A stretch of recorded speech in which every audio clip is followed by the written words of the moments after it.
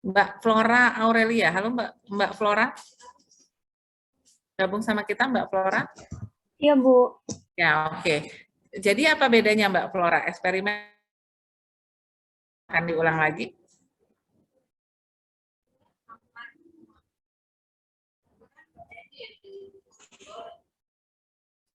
Halo, apa itu eksperimen? Tadi apa itu non eksperimen atau observasional?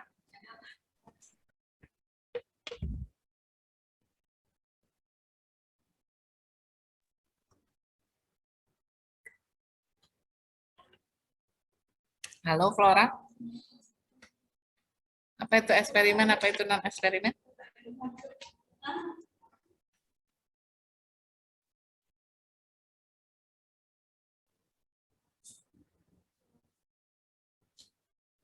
Izin menjawab.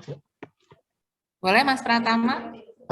Eksperimen sendiri itu seperti percobaan yang dilakukan secara dijelaskan gitu Ibu.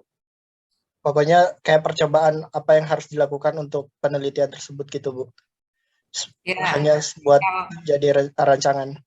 Oke, kalau yang non eksperimen atau observasional tadi hanya melihat saja ya Mas Haris, Mas Pratama ya? Iya. Iya Bu. Kalau yang eksperimen? Kalau yang eksperimen itu sekaligus dengan aksinya juga begitu Ibu. Jadi ada percobaan ataupun adanya kegiatan yang dilakukan selain hanya melihat saja Ibu. Oke, sip. Ya, jadi benar ya, bedanya adalah ada percobaan, lebih mudahnya dikasih perlakuan atau nggak dikasih perlakuan, atau dikasih intervensi atau nggak dikasih intervensi ya. Tadi yang disebutkan Mas Haris sudah benar sekali, itu tepat sekali. Jadi ada percobaan atau nggak ada percobaan, gitu ya. Kita melakukan intervensi atau nggak kita lakukan intervensi ya. Intervensi itu tadi disuruh McKenzie exercise, itu namanya dikasih intervensi. Anda responden saya McKenzie exercise dulu, terus saya lihat nyerinya, itu namanya dikasih melakukan. Kemudian tadi disuruh kita kasih kinesiotapping dulu, kemudian kita lihat nyerinya. Ada intervensi yang kita kasih, ada perlakuan yang kita kasih. Tapi kalau di observasional atau non eksperimen dia hanya melihat aja kondisinya gitu ya. Misalnya hubungan tadi intensitas latihan sama kejadian cedera tadi.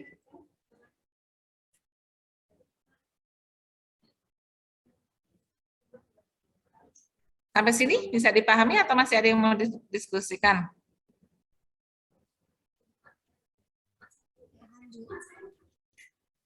Insya Allah sudah Bu. Oke.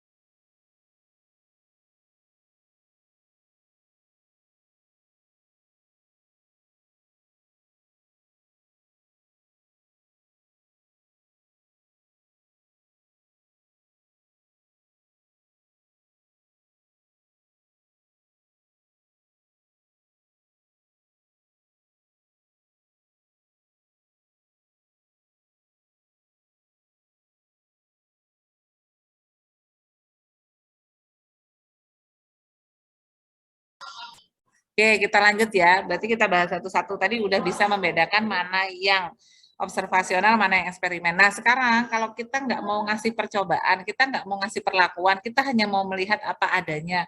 Yang ada di responden itu mau kita teliti apa adanya tanpa kita ngasih perlakuan, maka desainnya observasional kan tadi. Nah, ada dua. Observasional itu ada deskriptif, ada analitik. Kalau dia hanya melihat satu variabel saja, ya kan tadi Mbak tadi siapa Mbak Fiska, Mbak siapa tadi udah menyampaikan ya bahwa variabel itu kan ada variabel terikat, ada variabel bebas gitu ya, ada variabel kontrol atau variabel pengganggu. Nah, kalau tadi kita tidak memberikan perlakuan, hanya melihat apa adanya yang ada di responden kita, tapi hanya satu variabel saja, artinya kita melihat satu kejadian saja, tidak dihubungkan dengan kejadian lain, atau tidak dihubungkan dengan variabel lain, atau hanya satu variabel berdiri sendiri, maka namanya observasional deskriptif. Jadi deskriptif itu hanya melihat satu variabel saja. Misalnya tadi ya, orang kan ngelihat judulnya misalnya hubungan intensitas latihan dengan kejadian cedera. Tapi kalau kita hanya mau melihat gambaran kejadian cedera pada atlet sepak bola PSS Sleman misalnya, tidak kita hubungkan apakah cederanya itu karena kurang pemanasan atau karena intensitas latihan atau karena apa kemarin salah satu faktornya kata kalian adalah IMT atau posturnya, kita tidak melihat itu, kita hanya melihat berapa sih gambaran kejadian cedera di PSS Sleman, artinya selama PSS Sleman bertanding berapa kali sih atletnya mengalami cedera, maka itu kita sebutnya deskriptif. Cedera itu tidak kita gabungkan atau tidak kita hubungkan dengan variabel yang lain, kita hanya melihat satu saja periode tanding misalnya gitu. Itu namanya deskriptif. Paham sampai sini teman-teman? Jadi deskriptif hanya menggambarkan satu variabel saja tanpa dihubungkan dengan variabel-variabel yang lain. Bisa dipahami sekarang? Tadi jelaskan ya variabel bebas, variabel terikat. Nah, berarti namanya deskriptif. Oke, sampai sini bisa dipahami? Halo? Oke, kita lanjut ke analitik. Di analitik ada 3. Sebenarnya kalau kalian malas-malasan saya tutup aja ya ininya apa namanya? Saya kirim aja PPT-nya gimana? Nggak usah kita lanjutin. Karena kalau dipanggil banyak juga yang nggak jawab terus hilang, bingung saya. Diajak offline malah saya ditanya ruangannya di mana. Oh iya sekalian. Jadi kalau offline kalian menyiapkan ruangannya, kalian pinjam ke akademik ya. Kalau udah siap ruangannya di mana, terus menghubungi pengampunya gitu untuk ruangannya di mana. Baik, Bu.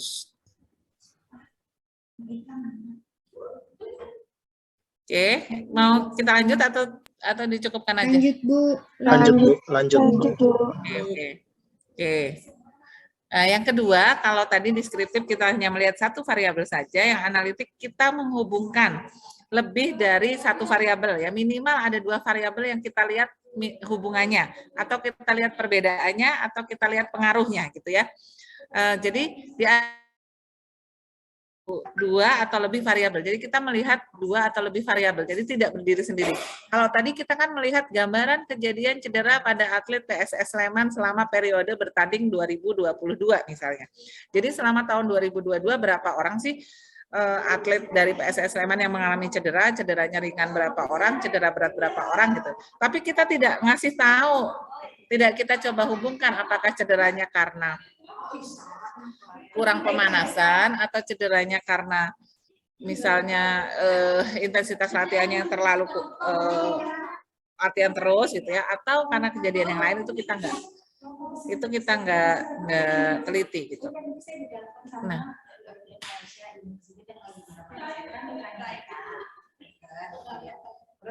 Nah, yang pada analitik kita akan melihat 2 variabel atau lebih. Jadi kita mau melihatnya 2 variabel atau lebih. Jadi kita mau hubungkan gitu ya, faktor resiko terhadap resikonya. Jadi kita misalnya kita mau melihat cedera, maka kita hubungkan dengan cedera itu kira-kira berhubungan sama apa gitu ya.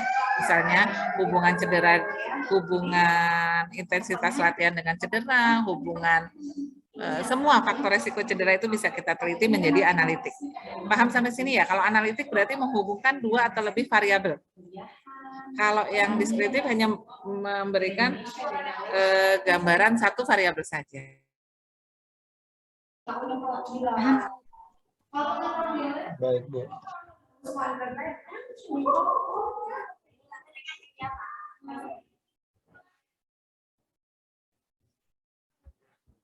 Bisa dipahami sampai sini teman-teman ya? Nah, sekarang kalau kita mau menghubungkan 2 atau lebih variabel, maka ada 3 desain yang bisa kita pilih. Ada desainnya namanya cohort, ada desain namanya case control, dan ada yang nama desainnya adalah cross-sectional. Jadi tadi, kalau kita mau menggambarkan satu variabel saja tanpa memberikan intervensi, maka kita tidak menggunakan tambahan desain lagi. Tapi kalau kita mau menghubungkan dua variabel atau lebih, maka kita memilih desainnya. Untuk menghubungkan dua variabel atau lebih itu ada 3 yang bisa kita pilih. Yang pertama, kita mulai dari bawah ya, cross-sectional. Cross-sectional itu melihat variabel bebas dan variabel terikat secara bersamaan. Kita mau melihat intensitas latihan dan kejadian cederanya bersamaan. Biasanya cross-sectional ini identik dengan memberikan kuesioner. Jadi di kuesioner ditanyakan berapa lama Anda berlatih, kemudian apakah Anda cedera atau enggak. Ya, maka variabel bebas dan variabel terikat berarti dikumpulkan datanya secara bersamaan.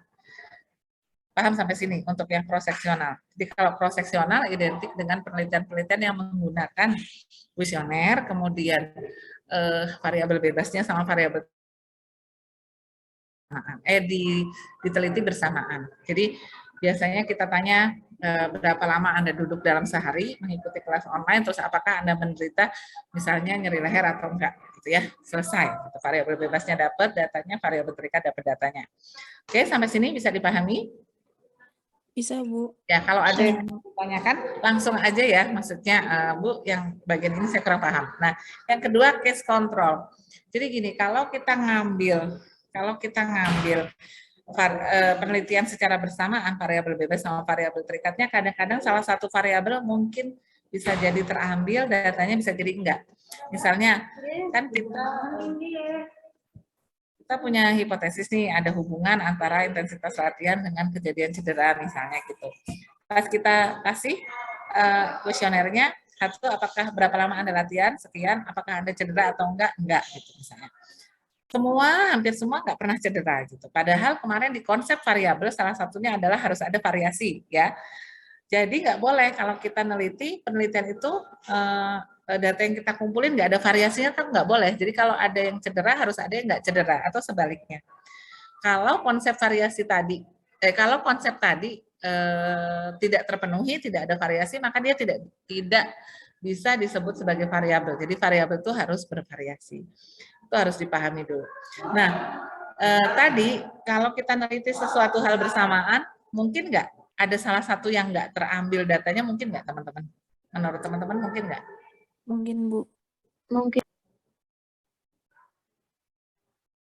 Halo? Ya, Bu. Hah? Iya, Bu. Bagaimana? Mungkin apa enggak? Mungkin. Mungkin, Ibu. Iya, bisa jadi kan pas kita ngambil data cedera nggak ada yang cedera sama sekali, ya kan? Pas kita ngambil data yang mengalami tension headache nggak ada yang tension headache sama sekali. Ya, kita mengalami sprain ankle kok pas kita ambil langsung kita ambil ditanya saat itu juga nggak ada yang menderita sprain ankle. Maka tidak terpenuhi kan ketentuan umum dari variabel bahwa variabel itu harus ada variasinya. Nah, karena itu jadi kadang-kadang kita bisa memilih desain kedua yang namanya desain case control. Jadi kita sudah pilih dulu nih, misalnya pada lansia kita pilih dulu lansia-lansia yang memang menderita hipertensi atau tekanan darah tinggi, orang-orang yang punya darah tinggi kita. Jadi kalau misalnya kita hubungan aktivitas fisik dengan tekanan darah tinggi pada lansia. Kita datang ke posyandu lansia, kita kasih kuesioner. Berapa umur?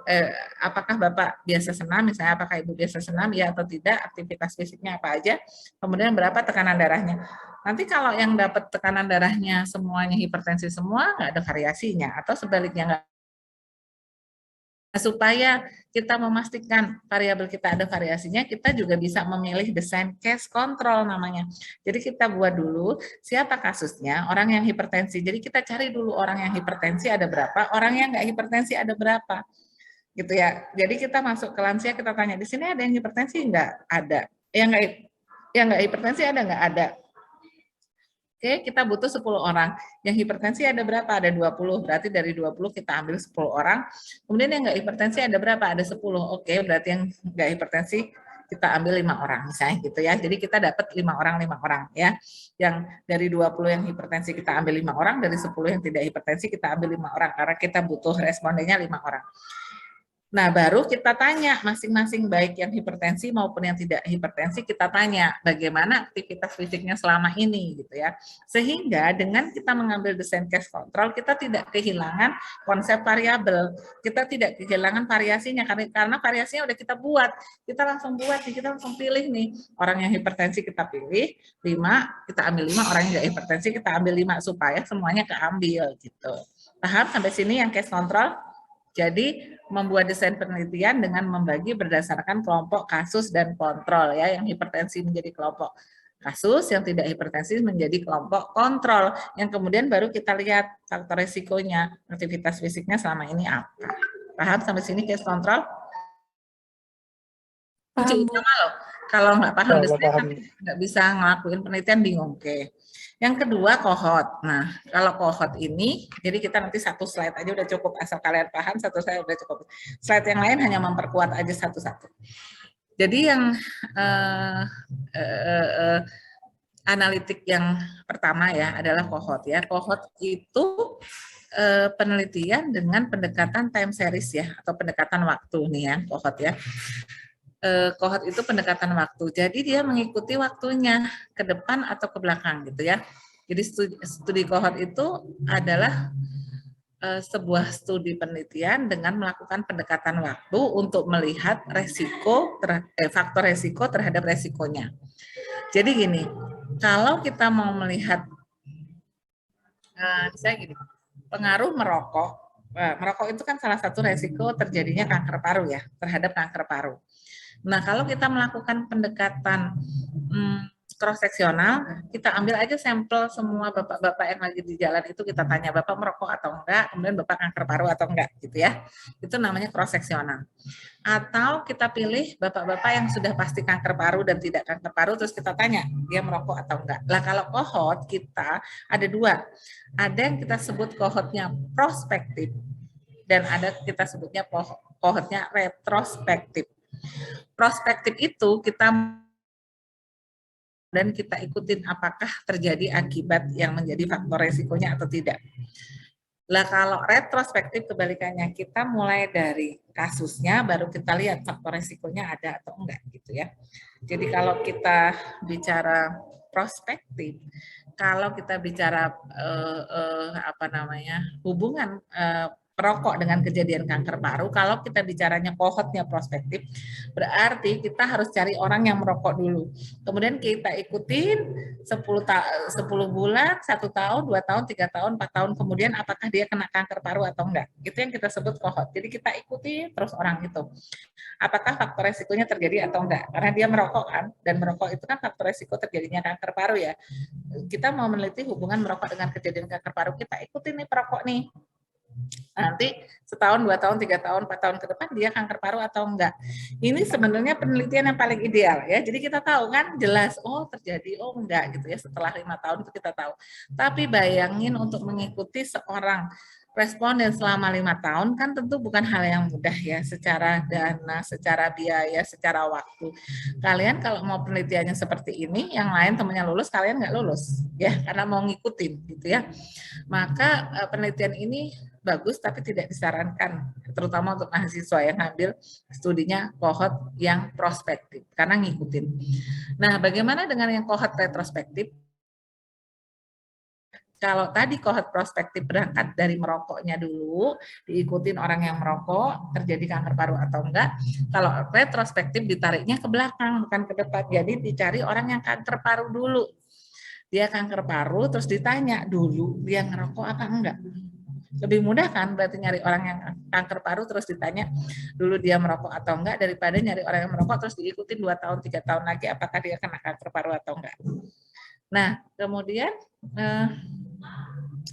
jadi retrospektif ini kohort yang paling mungkin dilakukan adalah yang retrospektif. Sampai sini bisa dipahami teman-teman? Bisa, Bu. Oke, kalau bisa saya contohkan dulu, apakah ini penelitiannya deskriptif, analitiknya kohort, case control, atau cross-seksional. Kalau ini sudah paham, kita lanjut ke eksperimental. Setelah eksperimental nanti saya pahamkan juga. Kalau sudah paham, berarti desain penelitian sudah selesai. Oke, kalau saya mau meneliti gambaran kejadian, gambaran kematian akibat COVID-19 di Bantul, Yogyakarta, kira-kira desain penelitian saya Apa? Mbak Izin Azahidah, menjawab, Bu. Mbak Azahidah gabung sama kita. Kok setiap yang dipanggil terus hilang nih? Gimana sih? Kayak ininya yang hilang ya. Halo Mbak Azahidah tadi masih ada di Zoom? Iya, Bu. Ya. Apa? Bisa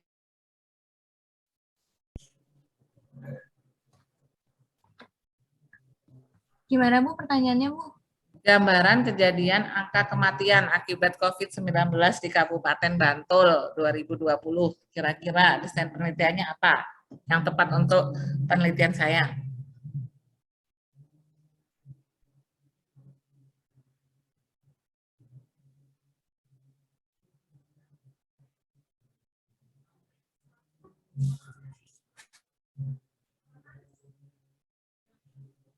Izin menjawab, Ibu.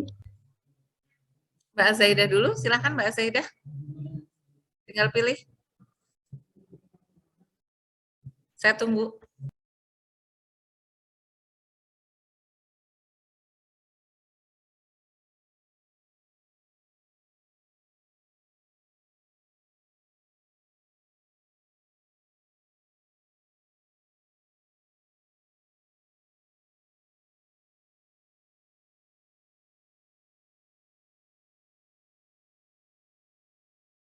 Deskriptif, Bu. Oke, tepat. Kenapa deskriptif kira-kira? Beritanya ada di website, Bu. Terima kasih. Karena satu variabel. Iya, betul. Karena dia satu variabel, cuma lihat gambaran kejadian kematian. Dia nggak tahu kematian. Dia nggak dihubungkan apakah kematiannya karena apa namanya dia punya komorbid, apakah kematiannya karena usianya, apakah kematiannya karena dia tidak mendapat pertolongan pertama, oksigennya kehabisan gitu ya. Tapi dia hanya ngasih gambaran saja bahwa orang yang meninggal akibat COVID di tahun 2022 segini loh. Makasih ya Mas Adi, udah dirilis sekalian. Gitu. Oke, udah tepat sekali Mbak Azaida. Oke, sekarang saya bikin ini lagi ya, bikin tema penelitian lagi. Saya mau melihat, tolong diperhatikan sekali. Jadi penelitian kedua adalah apa namanya? Hubungan aktivitas fisik dengan kejadian obesitas pada mahasiswa fisioterapi UNISA. Hubungan aktivitas fisik dengan kejadian obesitas pada mahasiswa UNISA.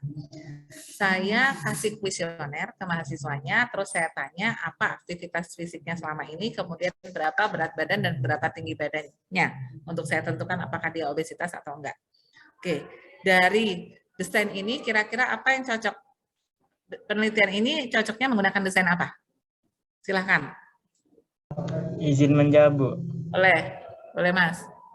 Observasi analitik menggunakan metode prosesional. Tepat. Ngajar siang-siang tapi bisa dipahami gitu ya. Jadi observasional analitik dengan metode cross-seksional ya, karena variabel-variabelnya diambil bersamaan. Oke, makasih ya Mas ya. Sudah sip. Oke, dua contoh lagi. Kalau misalnya saya mau melakukan penelitian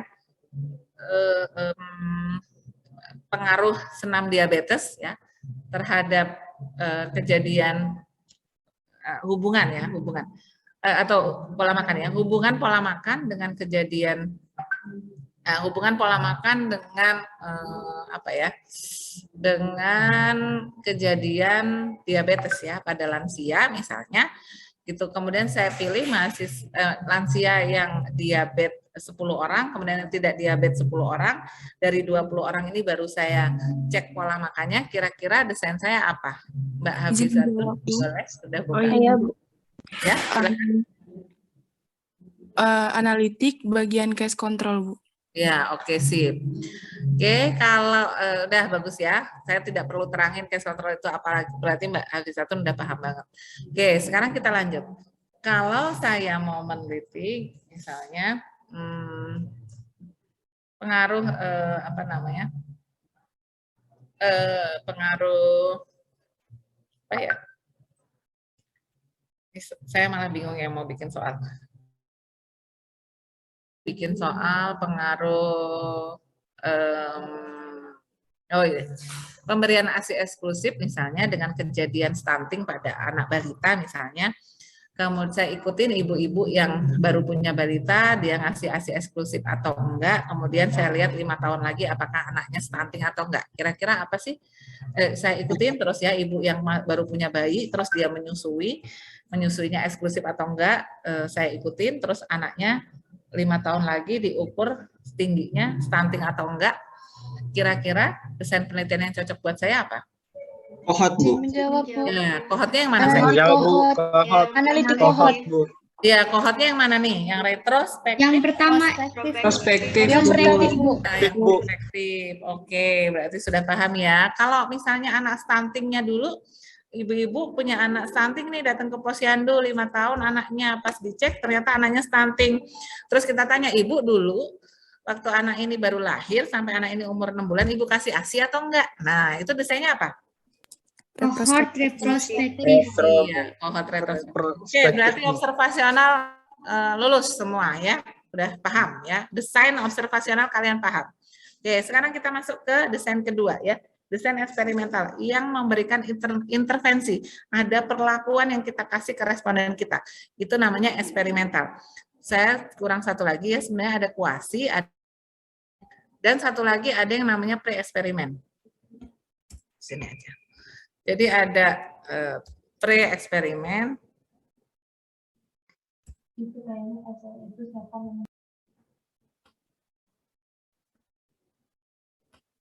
Desain eksperimen itu ada 3 ya. Ada pre-eksperimen, ada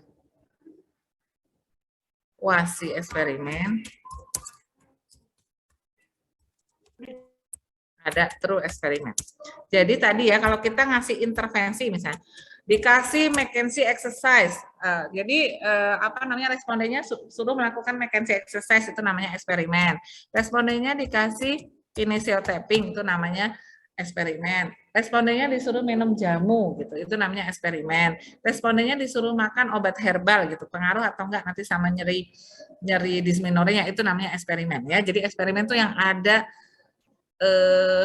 intervensi ya. Nah, pre-eksperimen ini dia tidak punya, dia desain intervensi atau desain eksperimen yang tidak punya kelompok pembanding. Jadi dia nggak punya pembanding gitu ya. Kalau kuasi sama true punya, ada pembanding ya. Mana web apa sih katanya yang udah masuk? Oh.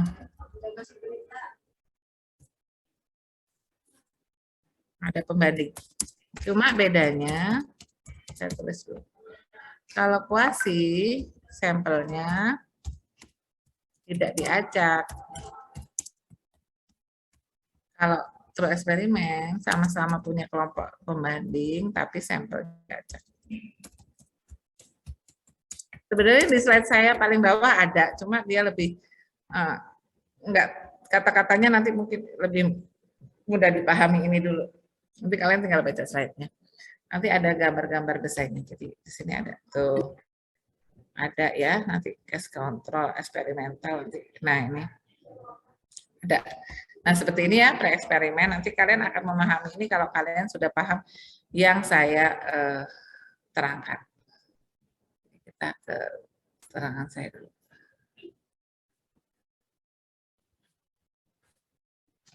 Jadi ada 2 desain eksperimen ya. Ada 3 desain eksperimen ya. Ada pre-eksperimen, kuasi eksperimen, dan true eksperimen. Jadi desain eksperimen atau rancangan penelitian yang memberikan intervensi kepada sampelnya atau kepada respondennya itu ada dibagi 2 bagian besar. Apakah mau dibuat satu kelompok atau 2?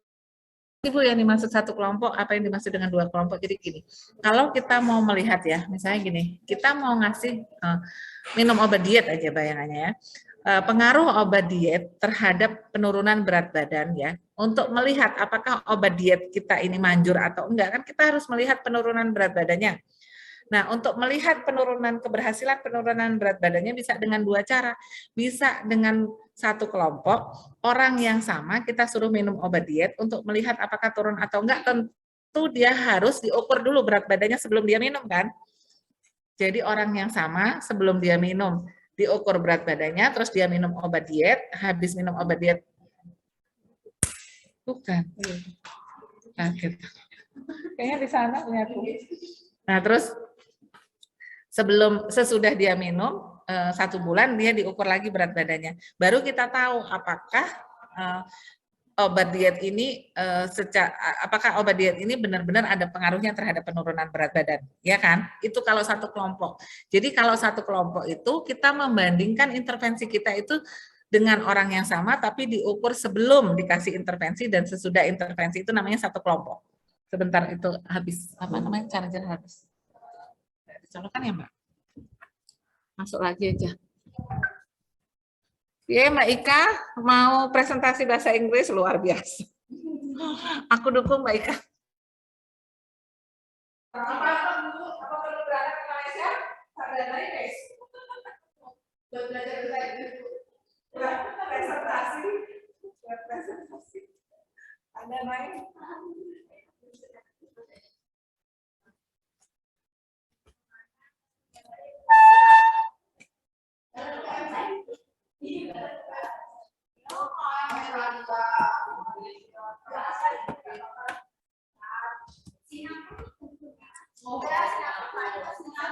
Lah piye Mbak Ika, mangkat nang Singapura apa nang Malaysia milih apa piye wis. Angger presentasi bahasa Inggris. Dikon Pak topik lho.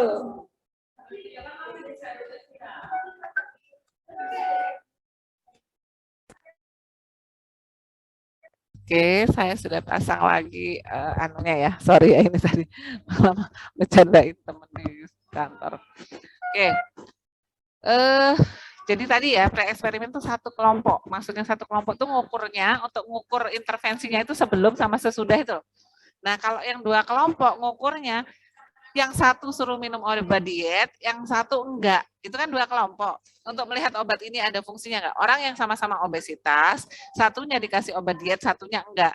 Terus dilihat 1 bulan kemudian yang enggak dikasih obat diet itu turun atau enggak, yang dikasih obat diet itu turun atau enggak berat badannya. Jadi dia pakai kelompok, jadi dua kelompok. Atau misalnya yang satu disuruh minum obat diet, yang satu disuruh olahraga. Dibandingkan apakah penurunannya sama atau enggak, efektif yang mana gitu. Banyak turunnya yang mana. Itu namanya dua kelompok. Jadi dibandingin, satunya dikasih, satunya enggak, ada dua. Itu namanya dua kelompok. Nah, dua kelompok itu ada yang kita sebutnya kuasi eksperimen, ada yang kita sebutnya true eksperimen. Kalau yang kuasi eksperimen dia dibandingkan dengan kelompok lain, ada pembandingnya, tapi ngambil sampelnya itu tidak diacak. Nah, kalau true eksperimen, dia ada dua kelompok, ada kelompok pembanding, tapi sampelnya diambilnya secara acak. Sampai sini paham, teman-teman? Atau ada yang mau ditanyakan? Jadi kan cuma desain itu cuma dua, observasional sama eksperimen. Observasional tadi udah lulus semua, sekarang eksperimen. Paham sampai sini, teman-teman? Paham, Bu. Oke, sekarang saya contohin aja, kalau nggak dicontohin malah bingung ya. Sekarang saya contohkan. Misalnya, saya mau melihat gitu ya, pengaruh masas effluoride. Tahu ya masas effluoride ya, masas yang di punggung itu ya. Pengaruh masas effluoride terhadap nyeri dysmenorrhea gitu ya. Nah, saya membuat desainnya dua kelompok. Yang satu saya kasih masas effluoride, yang satu enggak saya kasih masas.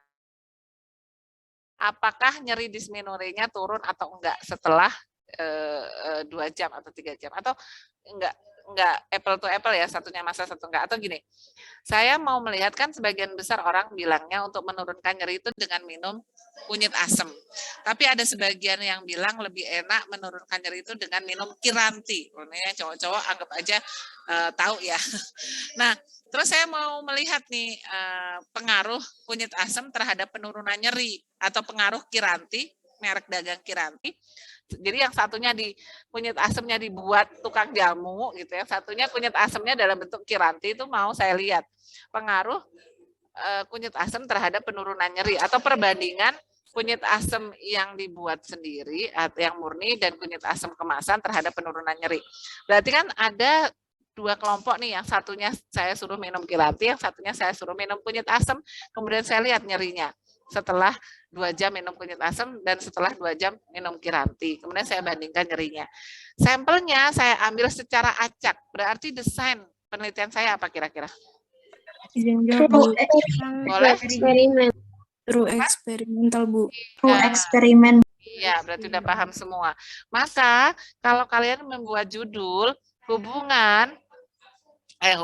pengaruh kunyit asam terhadap nyeri dysmenorrhea, kalian buat 2 kelompok, jelas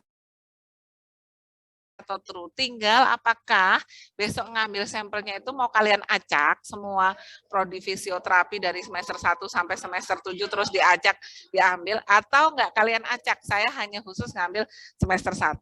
Ya, kalau diacak maka desainnya true eksperimen, kalau enggak diacak desainnya kuasi, udah 100 berarti. Oke, saya punya penelitian lagi.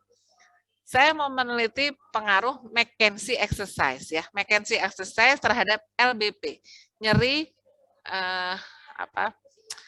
nyeri punggung bawah, terhadap nyeri punggung bawah pada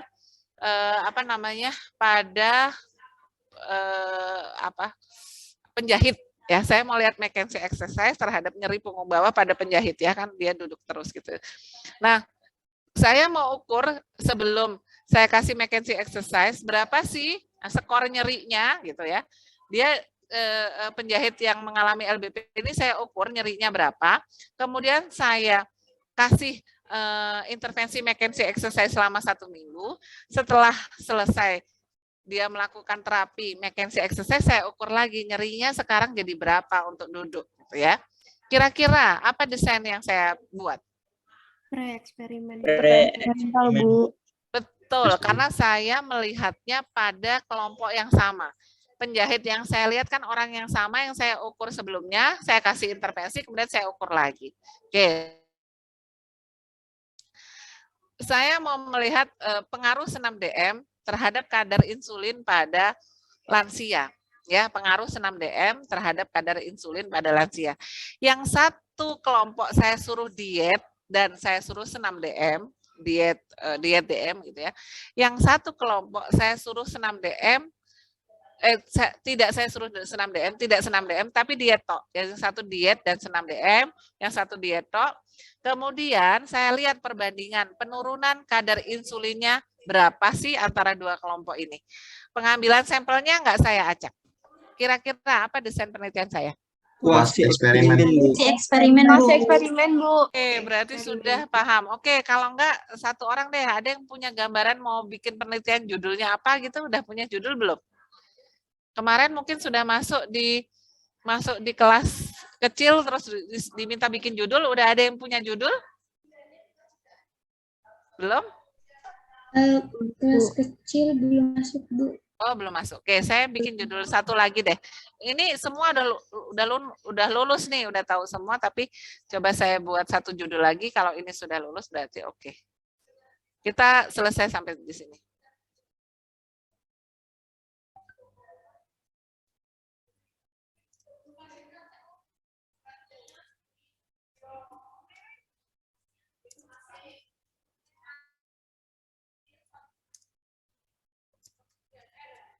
Nah, pengaruh pemberian kinesiotapping terhadap kejadian ankle sprain ya.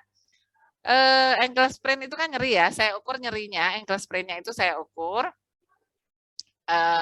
pada satu kelompok yang saya beri kinesiotapping, pada kelompok yang lain tidak saya beri kinesiotapping, kemudian saya ukur. Pengambilan sampelnya saya acak. Apa desain saya? True eksperimen. Eksperimen, Bu. True eksperimen. Oke, sekarang saya balik. Kalau saya punya judul pengaruh pemberian kinesiotaping terhadap kejadian ankle sprain, tapi saya maunya desain saya pre-eksperimen, bagaimana saya melakukan penelitiannya? Nah, siapa yang mau jawab? Gimana, Bu? Jadi saya punya judul nih, ini judul penelitian saya ya, pengaruh pemberian kinesiotaping terhadap kejadian ankle sprain. Saya maunya desainnya itu pre-eksperimen. Jadi gimana kalau desainnya pre-eksperimen? Apa yang harus saya lakukan untuk membuat desain pre-eksperimen ini pada judul ini?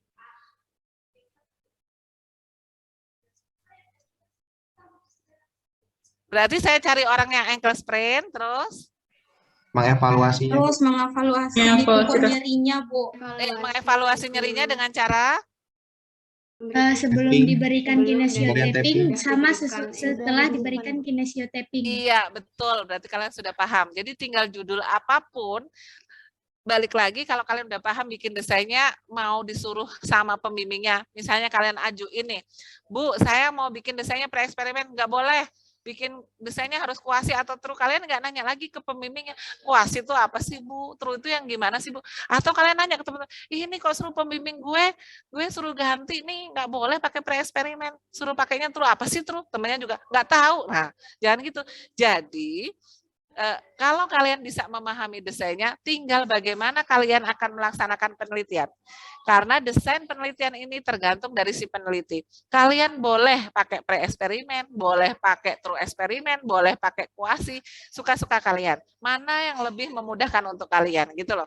Lebih mudah pakai pre, lebih mudah pakai kuasi, atau lebih mudah pakai true. Cuma nanti konsekuensinya, kalau kalian memilih pre-eksperimen yang satu kelompok, maka nanti uji analisisnya hanya boleh menggunakan uji analisis satu kelompok. Tapi kalau kalian pakai desainnya dua kelompok, uji analisisnya hanya untuk uji analisis yang dua kelompok, nggak boleh ditukar, cuma itu. Tapi untuk memilih desain terserah kalian. Sama dengan desain penelitian observasional, mau dibuat cohort, mau dibuat cross-seksional, mau dibuat case control, boleh, suka-suka peneliti. Tapi kalian paham, jangan sampai kalian nulis di atas kertas paham, desain saya case control, begitu sampai ke responden bingung.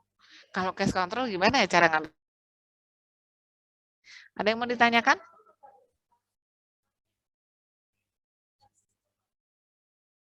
Ada yang mau bertanya, Ibu. Ya, boleh.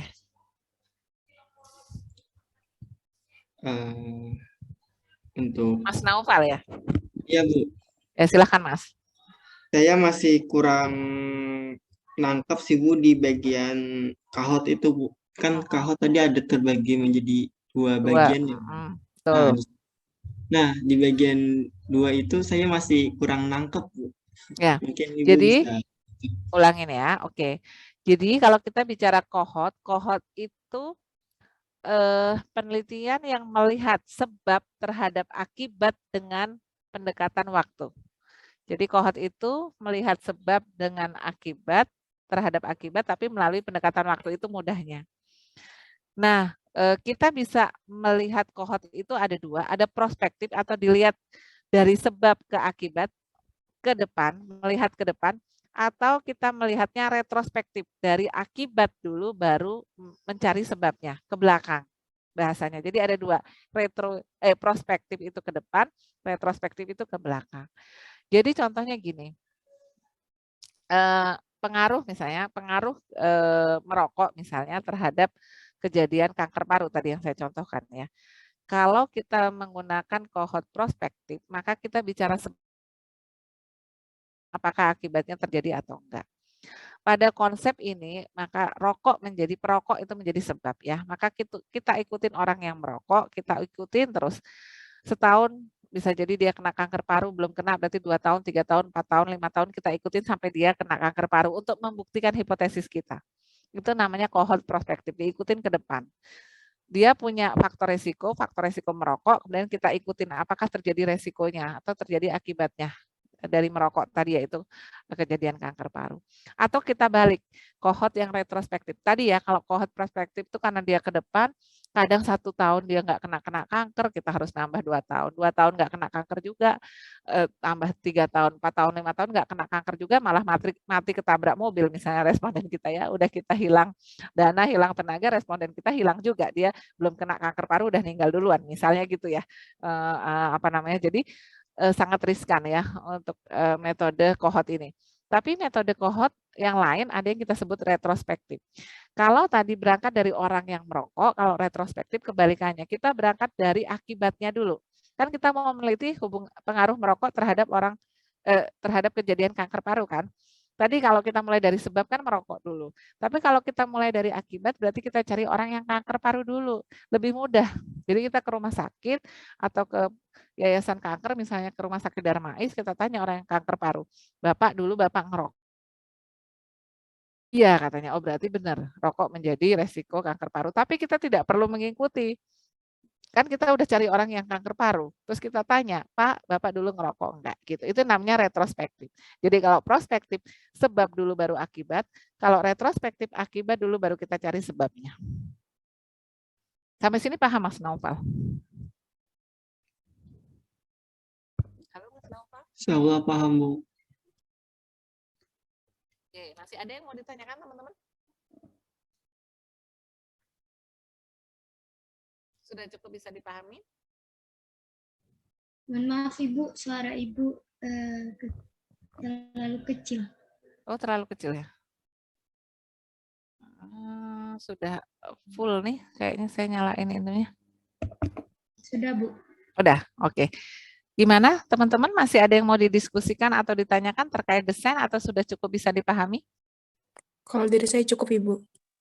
Ya, makasih Mbak Nadia, sudah cukup. Oke, kalau sudah cukup, nanti kalian bisa perjelas lagi di praktikum kelompok kecil ya. Mungkin juga nanti ada yang praktikum dengan saya ya. Kelas ini ada yang praktikum juga dengan saya. Kita akan mulai satu-satu detil-detilnya sampai ke desain. Oke, kalau sudah dirasa cukup, kita sama-sama tutup dengan mengucap lafal hamdalah. Alhamdulillahirabbil alamin. Terima kasih banyak. Saya akhiri. Assalamualaikum warahmatullahi wabarakatuh. Waalaikumsalam warahmatullahi wabarakatuh. Oke, saya end meeting ya. Ya, Ibu. Sebentar. Saya ini dulu, saya foto dulu. Oke, biar saya upload. Makasih, saya end meeting.